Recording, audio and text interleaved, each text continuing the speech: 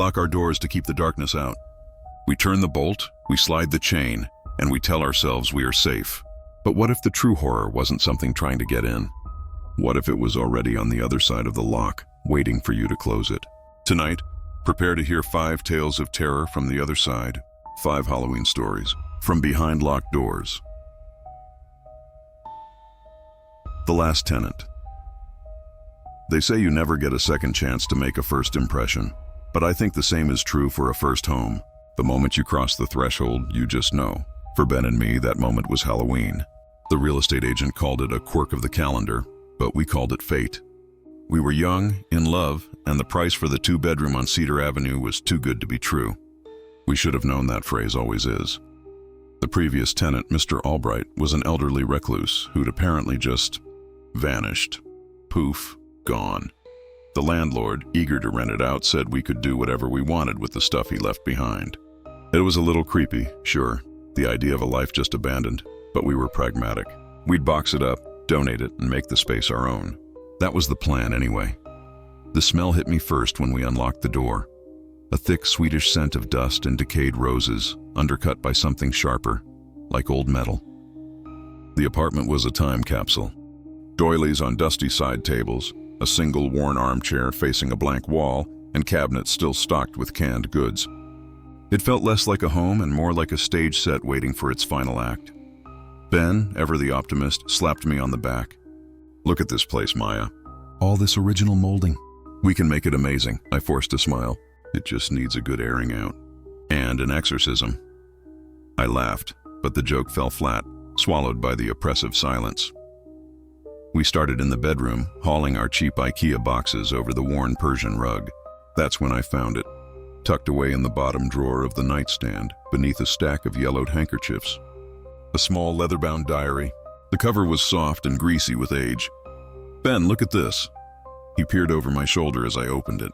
The early entries were mundane, written in a precise, looping cursive. October 12th. Rain today. Mrs. Gable brought me scones. But as I flipped towards the end, the writing deteriorated. It became a frantic, spidery scrawl, the ink blotted in places as if by tears. Or something else. December 3rd. The whispers are back. Not from the vents, from the keyhole. My blood ran cold. Ben, however, snorted. "The keyhole? Seriously?" The old guy was clearly a few sandwiches short of a picnic. He gestured to the front door. Its lock was an old, heavy-duty deadbolt, but the keyhole beneath it was large and brass, an archaic thing you could actually see through. December 10th. It answers questions. It knows things. It told me about Eleanor, things only she and I knew. God help me, I keep listening. December 24th. It wants a trade. A secret for a secret. A breath for a breath. I will not ask it the final question. I must not. The final entry, dated just 2 weeks ago, was a single trembling sentence. It has no face, but it smiles through the brass. I dropped the book as if it had burned me. "Ben, this is really messed up. It's the ramblings of a lonely old man, Maya," he said, though his voice had lost some of its confidence. He picked up the diary, a mischievous glint in his eye that I knew all too well. It was the same look he got before pulling a stupid prank. "What are you doing?" I asked, my voice tight, testing the hypothesis. He strode toward the front door, diary in hand. "Ben, don't." "It's not funny. Relax. It's a keyhole." He knelt down, putting his eye to the brass opening. "See? Nothing. Just a sliver of the hallway light." He chuckled, but it was a nervous sound. Then he leaned closer, his lips almost touching the cold metal. "Ben, stop." He ignored me. In a low, theatrical whisper, he recited the most chilling line he'd just read from the diary. "Who took your last breath?" The silence that followed was absolute. It was heavier than any silence I'd ever known, a physical weight pressing in on my eardrums. The dusty air in the apartment seemed to freeze solid. For a long, terrible second, there was nothing. Then it came, a sound like dry leaves scraping over stone, a rasp that wasn't quite a voice, but was shaped into words. It slithered through the keyhole, a venomous whisper that seemed to coil directly into my brain. "You will, by dawn." The voice was ancient, hollow, and brimming with a terrible, gleeful malice. Ben scrambled backward so fast he fell, his eyes wide with pure, unadulterated terror. The diary skittered across the floor. The rational world we knew had just fractured, and then the lock clicked. It wasn't the sound of a key turning. It was the sound of the deadbolt sliding home from the inside, a solid, final metallic thunk that echoed through the silent apartment. We were locked in. "No, no, no," Ben stammered, lurching to his feet and grabbing the doorknob. It was cold and unyielding. He rattled it, his panic rising. "It's jammed." "It has to be jammed." But I knew it wasn't. I couldn't move, couldn't breathe. My eyes were fixed on the keyhole. From the dark, narrow tunnel of brass, I saw something shift. It wasn't a shape, not really. It was a coalescence of darkness, a subtle movement like oil swirling on water. And then for a single heart-stopping moment, I saw it. Not a face, but the impression of one, a stretching of shadows that formed a wide, impossibly long smile. The doorknob in Ben's hand suddenly jiggled. Not him trying to open it, something on our side, inside the mechanism, moving it. Tap, tap, tap, a tap. It was a playful, taunting rhythm. Ben yelped and snatched his hand away as if electrocuted. We backed away from the door, stumbling into the center of the living room, huddling together. Our hearts hammered a frantic duet against our ribs. The single floor lamp we'd plugged in flickered, its yellow light strobing across the dusty furniture. From the bedroom, we heard a soft, shuffling sound. The sound of someone, or something, dragging its feet across the floorboards. From the kitchen, a cabinet door creaked slowly open, then slammed shut with a violent bang. The temperature plummeted. Our breath plumed in the air, and the sweet, rotten smell of decay grew stronger, now mixed with the coppery tang of old blood. We are not alone in here. We locked the door to keep the world out, but we were wrong. So terribly wrong. We didn't lock the danger out. We locked ourselves in with it. The entity was never on the outside. Mr. Albright didn't vanish. He's still here, and now, so are we. The thing that lives in the keyhole is in here with us, and it's smiling in the dark, waiting for the dawn, waiting for its answer, waiting for Ben's last breath. Basement rules. My name is Chloe, and I should have trusted my gut. My gut told me that spending Halloween night in Mark's basement was a bad idea. Not because of the usual reasons: the sticky floor, the questionable smell from the laundry corner, the fact that Mark's taste in horror movies was genuinely terrible. No, it was a deeper feeling. A cold, quiet dread that settled in my bones the moment I stepped down those creaky wooden stairs. It was the feeling of being buried. There were 5 of us: Mark, the boisterous host; Liam, his skeptical sidekick; Sarah, my best friend since 3rd grade; Jake, Sarah's on-again, off-again boyfriend; and me. The plan was simple: cheap beer, a dumb drinking game based on a slasher film, and passing out in a pile of sleeping bags. A classic low-stakes teenage Halloween. For the first few hours, it was exactly that. The air grew thick with the smell of cheap candy and beer, the flickering TV screen our campfire. We laughed too loud, the sound echoing off the concrete walls and low-hanging ceiling. It felt like our own little world, sealed off from the suburban night outside. The power went out at 11:47 p.m. 1 second, Jason Voorhees was macheteing his way across the screen. The next, we were plunged into a silence and a darkness so complete it felt like a physical blow. The low hum of the furnace died, leaving a void that was immediately filled by the frantic beating of my own heart. "What the hell?" Mark's voice was too loud in the sudden quiet. "Relax. Probably just a tripped breaker," Liam said. But I heard the uncertainty in his voice. Phone flashlights clicked on, creating frantic, dancing beams that sliced through the blackness, illuminating dust motes dancing like agitated spirits. The pool of light from the TV was gone, and the shadows at the edges of the room now seemed deep, solid, and hungry. "My phone's got no service down here," Jake muttered, holding his up like a talisman. "Mine either," Sarah said, her voice tight. "I'm going to run upstairs, check the breakers, see if I can get a bar." Before any of us could protest, she was already heading for the heavy wooden basement door. We heard her footsteps on the stairs, the click of the door opening, and then nothing. The house above was silent. A minute stretched into 2. The beam from my phone trembled in my hand. "Sarah?" Mark called out. No answer. It was Liam's light swinging wildly as he paced that caught it. A faded, yellowed piece of notebook paper, taped to the inside of the basement door, right at eye level. The writing was in a spidery, old-fashioned cursive, the ink a rusty brown. "What's that?" I asked, my voice a whisper. Liam leaned in, reading aloud. his voice slowly losing all its bravado. "Rules for the night," he began. A cold knot tightened in my stomach. Do not open the door after midnight.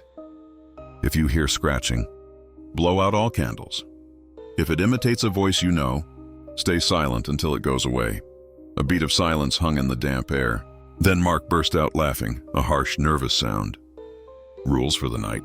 What is this, a shitty creepypasta? My dad probably wrote this as a joke." "It's not funny, Mark," I said, my eyes glued to the note. The paper felt old. The tape was brittle. This wasn't recent. "It's 11:59, Jake said, his face illuminated from below by his phone screen, making his features look gaunt and skeletal. 1 minute till the rules kick in." I guess he was joking, trying to be brave. But the joke died in his throat as a frantic, violent pounding suddenly erupted from the other side of the basement door. Bam! Bam! Bam! We all jumped. The door shook in its frame. "Guys, let me in! Oh God, please let me in!" It was Sarah's voice, shrill and raw with terror. "There's something up here." "It's in the house! Open the door!" My body moved on instinct. I lunged for the deadbolt, my fingers fumbling for the cold metal. "Sarah was in trouble. Chloe, no!" Liam shouted, grabbing my wrist. His face was a mask of pure fear. "The rules. Don't open the door after midnight." I looked at my phone. 12:01 a.m. "It's Sarah, you idiot!" I yelled, trying to wrench my arm free. The pounding continued, a relentless, deafening drumbeat of panic. "Please." "It's coming! It's right behind me!" Sarah's voice was a blood-curdling shriek. At that exact moment, Jake's phone buzzed, lighting up with a new text notification. He looked down, and the color drained from his face completely. He held the phone up for all of us to see. The message was from Sarah. "Guys, I'm locked in the bathroom upstairs. The door won't open. There's something in the house with me. It's scratching at the door." The world tilted. The air left my lungs. The pounding on the basement door stopped instantly, as if switched off. The thing on the other side had just read the text. 2. A new sound began. Slow, deliberate.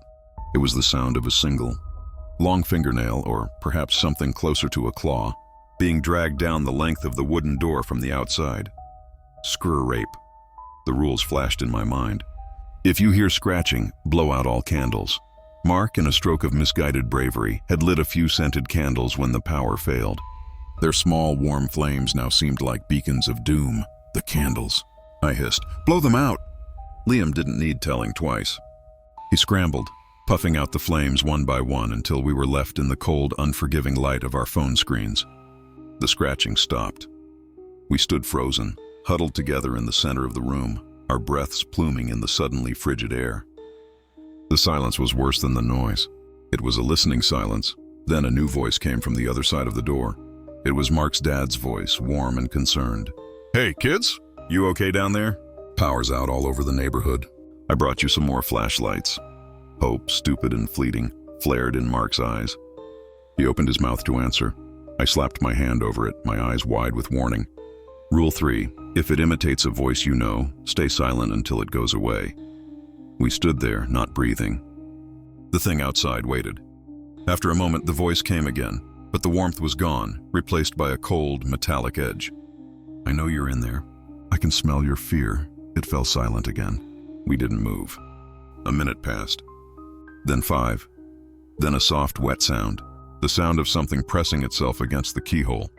A single, bloodshot eye, wide and unblinking, peered through from the other side, scanning the dark basement. It found us, huddled in the middle of the room. It held our gaze for a long, terrible moment. Then it was gone. We heard its footsteps moving away up the stairs. The house was silent once more. We didn't speak. We didn't move. We just stood there, shivering in the dark, listening. We're still listening. The rules are the only thing that saved us. But the night isn't over. And from upstairs, from the direction of the bathroom, we just heard a new sound. The sound of a door, slowly, deliberately, being scratched at from the other side. Room service. They say you can judge a hotel by the silence it keeps. The Grand Avalon, a Gilded Age relic downtown, didn't just have silence. It had a vacuum, a dense velvet hush that seemed to swallow sound whole.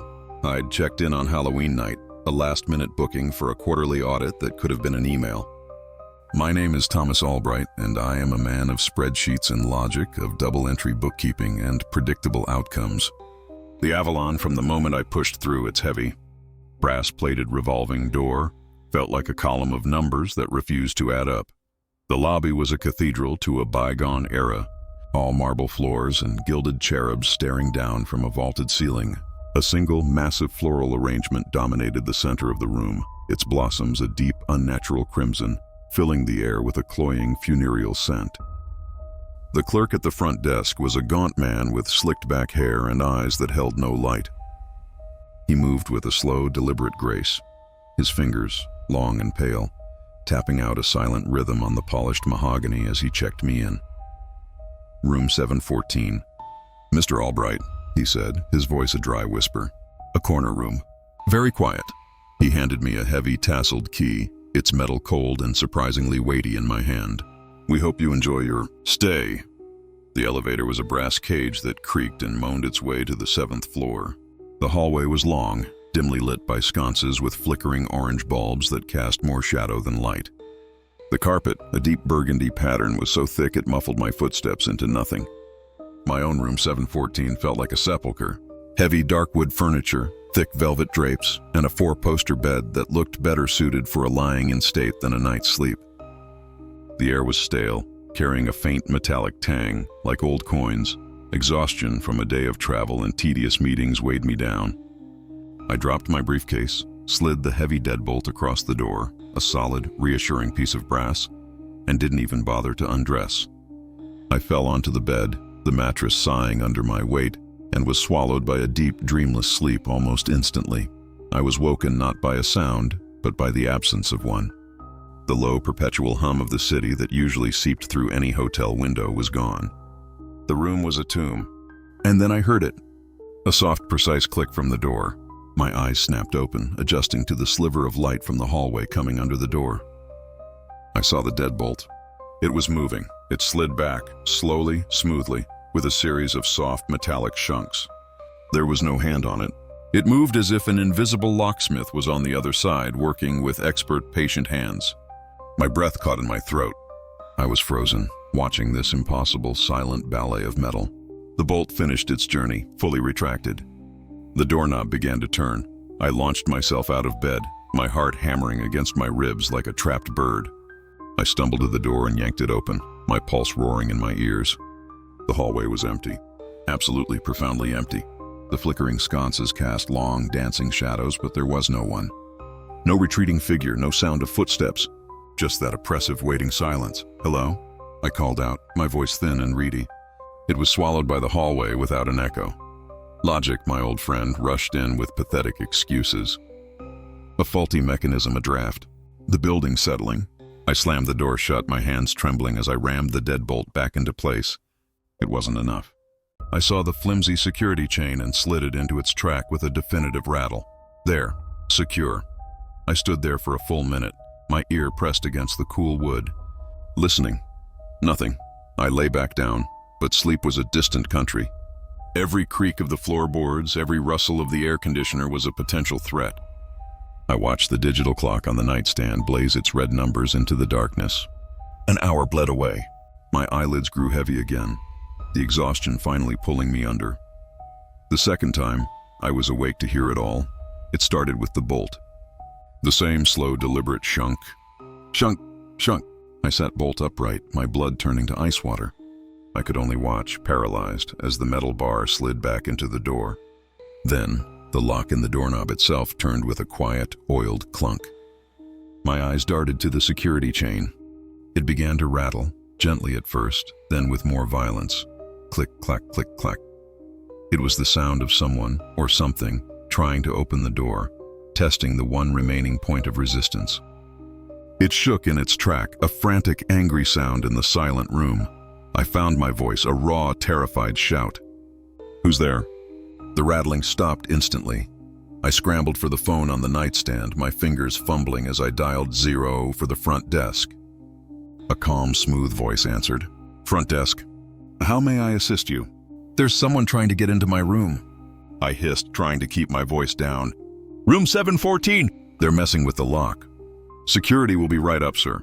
They were within minutes. Two burly, bored-looking men in ill-fitting uniforms. They checked the hallway. They examined the lock. They found nothing. "Must have been a dream, sir," one of them said, not unkindly. "These old buildings make all sorts of noises." "The lock is perfectly fine," he demonstrated, sliding the bolt back and forth. It moved with solid, reassuring precision. I felt like a fool. A tired, stressed-out businessman seeing ghosts. I thanked them, closed the door, and resecured all the locks. This time, I even pushed a heavy armchair under the doorknob for good measure. The rational part of my brain, thoroughly embarrassed, took control. It was a dream. A waking nightmare, nothing more. I lay down facing the door and vowed to stay awake until dawn. The red numbers of the clock glowed. 3:33 a.m. My eyes, gritty with fatigue, refused to stay open. The silence and the darkness were a potent narcotic. I lost the fight. I didn't wake to any sound at all. I woke because the air in the room had changed. It had grown cold, so cold I could see my breath pluming in a faint sliver of moonlight filtering through the drapes. A smell accompanied the chill. The scent of ozone after a lightning strike, mixed with the faint, sweet decay of rotting flowers. I opened my eyes. He was standing at the foot of my bed, a tall, gaunt figure in a pristine bellhop uniform from another century. Brass buttons polished to a mirror shine, a smart cap perched on his head. His skin had a pale, waxy sheen like a statue, and he was smiling, a wide, fixed grin that showed too many perfectly aligned bone-white teeth. It was a smile that didn't touch his eyes, which were dark, depthless pools. In his gloved hands, he held a small, tarnished silver tray. On the tray lay a single key. It was large, old, and thick with flaking reddish rust. My body was lead. I couldn't move, couldn't scream. I could only stare, my mind screaming its silent, internal denial.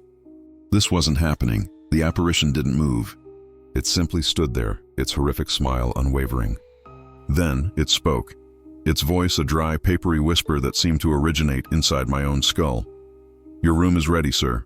It took a single, gliding step forward, extending the tray toward me. The rusty key seemed to pulse with a faint, malevolent energy. I finally managed to squeeze my eyes shut, praying for it to be gone. I counted to 10, my whole body trembling. When I opened them again, the foot of the bed was empty.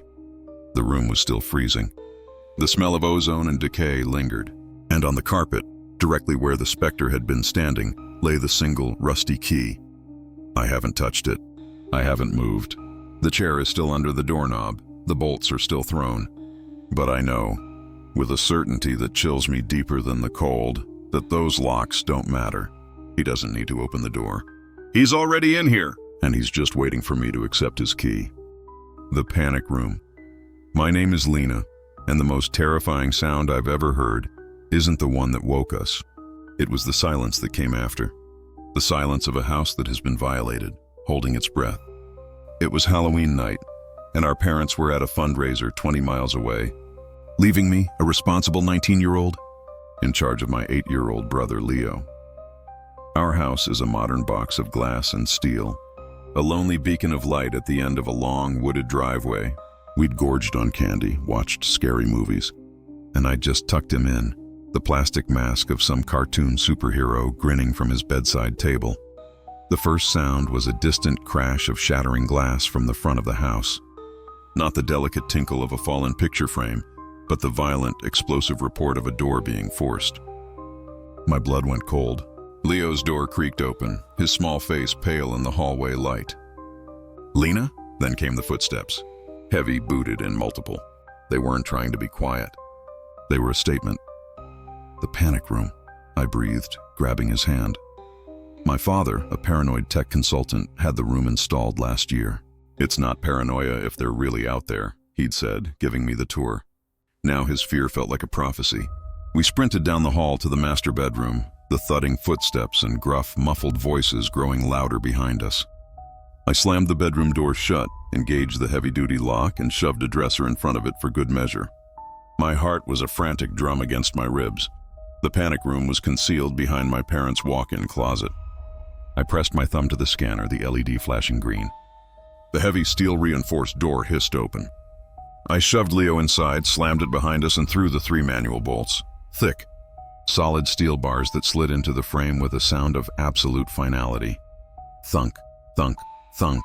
We were safe. The room was a small, windowless cube lined with soundproofing foam. A bank of 4 security monitors flickered to life, showing grainy black and white feeds from cameras around the house. On one, we saw them. 3 figures in grotesque, distorted Halloween masks. A leering clown, a screaming ghost, a twisted pig. They moved through our living room, overturning furniture, their movements aggressive and purposeful. "They can't get in, Leo," I said, my voice shaking as I pulled him onto the small cot. "The door is 6 inches of steel. It's impregnable." I was trying to convince myself as much as him. We watched, huddled together, as the intruders ransacked our home. They were getting closer, checking rooms. The clown's mask filled the hallway camera, its painted grin a nightmare. Then the feed to the master bedroom camera died, turning to static. They were right outside, and that's when the lights in the panic room flickered. It was just a quick, nervous pulse at first. Then they dipped again, the monitors dimming. Leo gripped my arm, his small fingers digging into my skin. "Lena, it's okay. It's just the power," I whispered, though a cold dread was coiling in my stomach. My father had promised a dedicated battery backup. It was supposed to be flawless. The lights flickered a 3rd time, violently, and then they died completely. The monitors went black. The low hum of the ventilation system ceased. We were plunged into an absolute suffocating darkness. It was a blackness so complete it felt solid, a physical weight on my eyes. I couldn't see my own hand in front of my face. Leo let out a small, terrified whimper. I held him tighter. "Shh, it's okay. We're still safe. The door is still locked." He was quiet for a moment, and then I felt him shift. He squeezed my hand. His voice was a small, calm whisper in the oppressive black. "It's okay," he said, parroting my empty reassurance. "The nice lady in the corner says she'll protect us." Every hair on my body stood on end. My blood seemed to freeze solid in my veins. The air left my lungs in a silent, horrified gasp. "What?" I managed to stammer. "The nice lady," he repeated, as if it were the most obvious thing in the world. "In the corner. She's smiling." My heart hammered against my sternum, a frantic, caged animal. My fingers, numb with terror, fumbled in my pocket for the Zippo lighter I carried. A stupid affectation from a brief goth face. I'd never been so grateful for it. I flicked it open, my thumb slipping on the striker wheel once. Twice, before it finally caught. A small, wavering flame bloomed in the darkness, pushing back the absolute black. I held it up, its light throwing dancing, monstrous shadows on the soundproofed walls. I looked to the corner Leo had indicated. The corner was empty, just gray foam squares. "Leo, there's no one there," I whispered, my voice cracking. He looked at the empty corner, then back at me, his head tilted in confusion. "But she's right there. She says her name is Abigail." A new sound cut through the thick silence. It didn't come from outside the door. It came from the small, mesh-covered speaker in the ceiling of the panic room, the intercom that was supposed to connect us to the outside world. It crackled to life, not with the staticky shouts of the intruders, but with a soft, warm, maternal voice. It was a voice meant for reading bedtime stories, a voice of pure, soothing comfort, and it was the most horrifying sound I have ever heard. "Don't be afraid. My dears," the voice cooed, smooth as silk and poison. It seemed to come from everywhere and nowhere at once, filling the small, dark space. "You're safe in here with me now." Leo looked up at the speaker, a small smile touching his lips. I could only stare, paralyzed. The lighter flame trembling violently in my grip. The voice continued, a gentle, loving whisper that promised only madness. "I've been so lonely in these walls for so long, waiting for new children to come play with me." A soft, rhythmic scraping sound began from directly behind the foam panels next to me, the sound of a single fingernail gently dragging back and forth. "And we are going to play." The voice, Abigail's voice, whispered, "For such a very long time." The lighter flame sputtered. The temperature in the room plummeted, our breath pluming in the sudden cold. Outside, the intruders were a forgotten threat. We had locked ourselves away from one nightmare, only to find we had sealed ourselves inside another.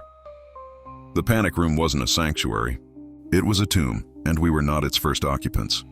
We were just the latest toys for the thing that lived in the walls.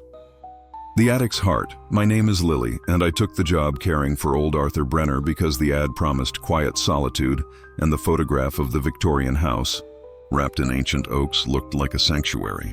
After the noise and the heartbreak of the city, I was desperate for silence.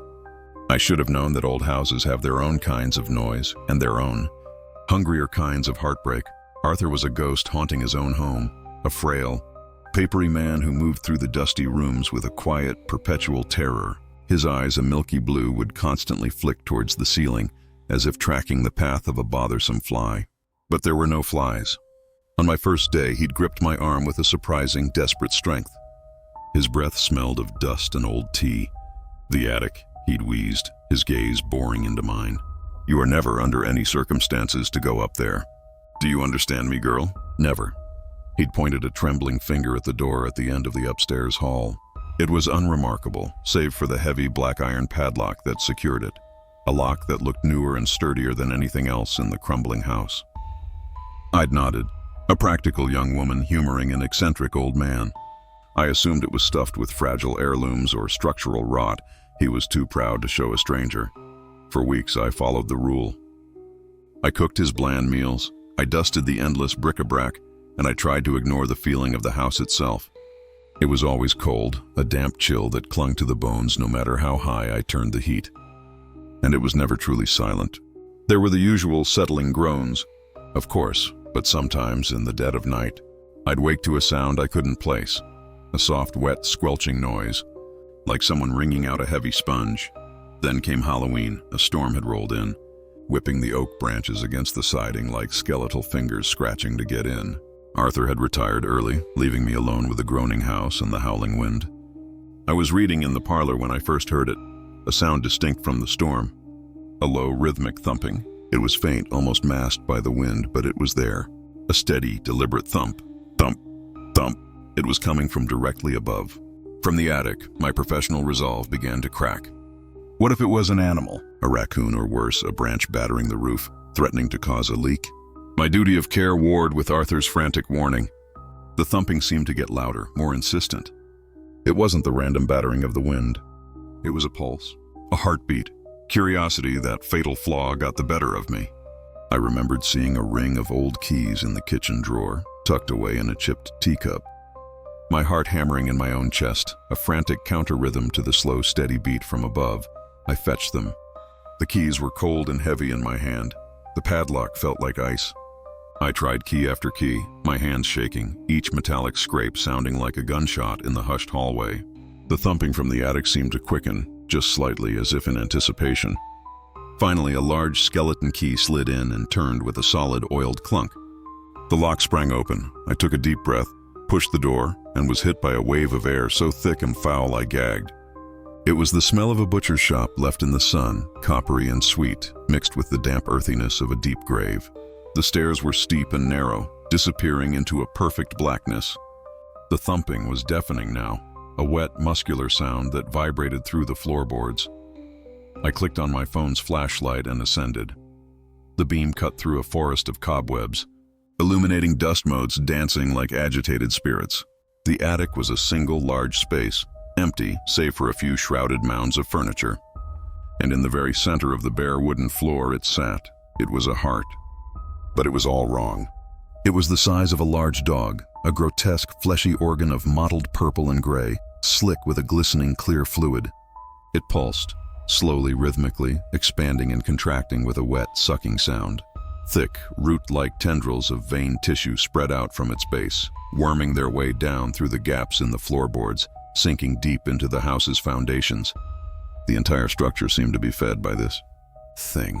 I stood frozen, my mind refusing to process the impossible biology before me. The heart pulsed. Thump, thump, thump. And then it saw me. It had no eyes, but I felt its awareness like a physical shock. The rhythm changed. It quickened, growing excited, hungry. Thump, thump, thump, thump. The fleshy mass quivered, and the tendrils tightened their grip on the floorboards, which groaned in protest. A sudden frantic noise from below broke my trance. The sound of Arthur's cane hammering against the floor, and his voice, shredded with a terror I now fully understood. "Lily! No!" I stumbled back towards the stairs, my light beam swinging wildly. His voice rose, frail and desperate, echoing up the stairwell. "You've let it know you're here. You fool, now it knows it can feed." Feed, the word hung in the foul air. As I turned to flee, the attic door slammed shut with a force that shook the entire house. The sound was like a tomb ceiling. The lock clicked from the outside. I was plunged into absolute darkness. The only light, the pathetic glow from my phone.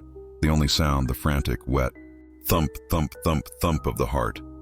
I threw myself against the door, but it was immovable, sealed as if it were part of the wall. I screamed, pounding my fists against the wood until they were raw. From below, I heard Arthur's voice one last time, a broken whisper filled with a grief decades old.